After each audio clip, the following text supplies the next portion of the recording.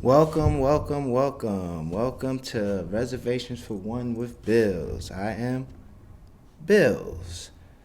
Welcome to 2022. 2022. This year is definitely getting difficult to say. It's too many twos. It's like this is really some futuristic shit. Like when I was young, I used to dream of being in 2020s and shit like that. Like all the movies, like we in the year that movies was in. And we ain't got none of the shit that movies had, like fucking flying cars. Like we ain't got none of that shit. We do got iPhones though. iPhones are definitely like a big technology thing. The fact that you could do so much shit in a small compact thing, and I was thinking about it the other day. Like, did COVID set us back as a society or push us forward? And I think it's kind of a little of both, but I definitely think it pushed us forward because it's definitely pushing more like the metaverse shit and people just being more online and having their identities and hanging out, everything just more inside and just staying in the house and just being able to interact with people virtually. Oh, that's another thing that had me about the metaverse because I was doing a little bit of research on it, and it's gonna be kind of hard for creators to really get in good in the metaverse. So that's one thing I'm worried about for creators who, because right now it's easy to be a creator, and it's you could just get a phone, you could record yourself from your phone, put out content.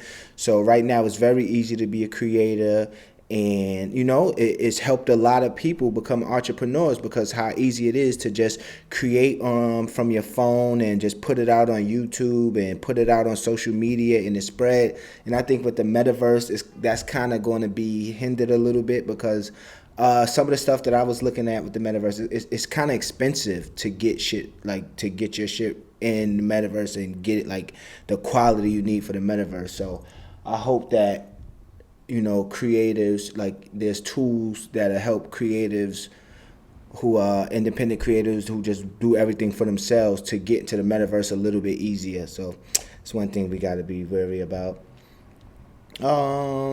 It's the new year. Like fucking New Year's came when New Year's came. Like New Year's did not feel like nothing. Like I swear to God, like New Year's Eve, maybe because of COVID. COVID is probably wiping out holidays because holidays don't feel like holidays. Thanksgiving ain't feel like Thanksgiving. Christmas damn sure ain't feel like Christmas. New Year's ain't feel like New Year's. But it's like nothing don't feel like nothing no more. The only things that still feel like the same thing to me is like fucking a good TV show or a good movie that you was waiting for to come out, and sex. Like those are the only two things that fucking even feel like what they used to feel like anymore, or even bring me joy. Like it's not. I don't even like drinking that much no more. Hanging out like so. Speaking of TV shows, I like Succession. Succession is alright. I just started fucking with Succession, but it's just kind of like too catty, too passive aggressive. Like, no, oh no, oh no, oh I'm gonna this. Like, I'm not. I don't really like sarcasm. Sarcasm is just like for flirting for me. Like, I hate sarcasm. Men on men sarcasm. That should be a crime. Like, you should probably get like fucking 4 days in jail if you sarcastic to another man, because that is just not like a good quality to have or anything like that, because I hate sarcasm. Oh shit, right before the year started, I gotta say rest in peace to Betty White. Rest in peace to fucking Betty White, man. Betty White made it to 99 years old, man. That is a fucking blessing. Like, cause right, Betty White at 99, it's like any day now for the past 20 years. I'm sure like people was going in her room every day like, is she breathing? Is you up, Betty? You up, Betty? She take too long to get up. You like, ah. And then she open one eye. You like, ah, thank God. So, Betty White lived a long, luxurious life. And I bet she outlived mad of her beneficiaries. She been putting people on her will for like the past 40 years, and I bet mad of them died. She's 60 years old, put somebody that's like 40 on her as her beneficiary. She lived to fucking 70, they die at 50. So now she got to put somebody else on. Like, yo, I bet you she outlived mad of her beneficiaries. And I say that to say this: you can't wait on nobody. You can't wait on nobody. You got to do your own thing. Like, don't nobody owe you nothing. And even if they do owe it to you, you'll be waiting for it forever. You feel me? So you just got to get on your own. Because I know there's people who died poor waiting for that Betty White fucking insurance policy to come through. You like, shit, you her beneficiary. You like, bro, this bitch is 80-something years old. I'm about to be paid in a few months. And she outlived your ass. So you can't wait on nobody, you know? You know what I was thinking about the other day? My top. I think I'm gonna start doing my top fives again. I ain't been doing top fives. No, I used to do like top fives and all categories, like in songs and shit like that. So, like I started thinking about the other day. My top five most underrated songs I feel like just did not get the credit they deserve. First one is P&D Thirsty. Like P&D Thirsty. Don't mind you. Like everybody know it's a good song. But I think it's a great song. That song should have been like number one. Like it's like one of the most heartfelt songs. That's probably be my fucking wedding song. Like that is definitely a song that I could see myself saying to my wife because the lyrics is just so immaculate and so perfect. Next, I want to say Paris Hilton, Stars Are Blind. Paris Hilton, Stars Are Blind is one of the best songs ever. It just was sang by Paris Hilton at the time. Like if somebody else sang that with those same exact lyrics, even with the same exact voice, I just feel like, because she ain't even do bad. I just felt like people ain't fuck with it because it was Paris Hilton. It's like, what is you doing? You feel me? Like that, you don't do that. So even it could have been somebody else, same exact voice, same exact everything. It would have blew up. Jay-Z, Usher, and Pharrell. That was my shit. Anything you want, girl. That song was way ahead of its time. That came out during Kingdom Come. And when I first heard that shit, I'm like, oh, nah, this is fire. I put mad people onto that song because people skip it. People hate that song and they are tripping. Like anybody who don't like that song is out of their mind. That's honestly to me one of Jay-Z's best songs. It just came out too early. People wasn't ready for that when it came out. Because if he'd have dropped that now, that same exact song with the same exact people and the same exact fucking everything, lyrics, everything, it would be a hit. I agree. Because timing is everything. That's one thing. Timing is definitely everything. What other song? One of my most underrated songs, top five. Oh, Kid Fever. Because Essence is fire. Don't get me wrong. Essence has definitely been the best song in the past few years, like when it came out. But Kid Fever is definitely a better song to me. I definitely think it's better. And it's just not getting the credit it deserves because it came out way before Essence. And now it's timing. Now Kid is big. If he had to put Fever out right after he had Essence, niggas would be like, nah, this is the nicest nigga ever.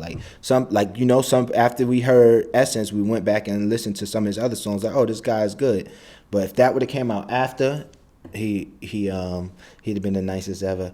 Any fucking Doja Cat song. I don't think I've ever heard a bad Doja Cat song. She just fucking nice. Like Doja Cat fucking every song I feel like Doja Cat put out should go number one like that. So Doja Cat definitely is in my top five underrated songs. And you could pick any Doja Cat song. But I say that to say this: timing is everything. Because most of those songs, if they came out in a different era at a different time, it would have been number one. So timing is everything. Let me get into an Ask Sad Pick question.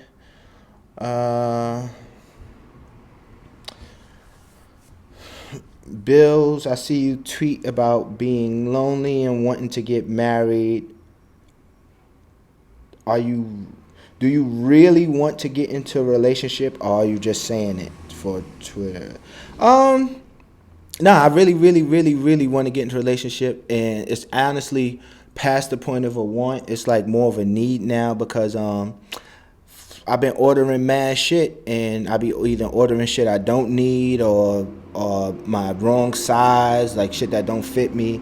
And I have yet to send any of it back because that's just not something I know how to do. Like I'm not a sender backer. Like I will just keep it and suffer in silence. And so I need a relationship just for that because I'm just wasting money.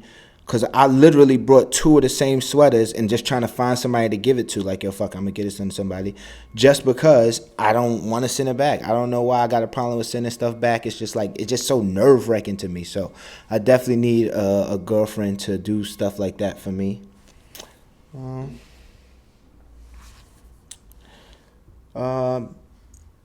Bills, I love the pod.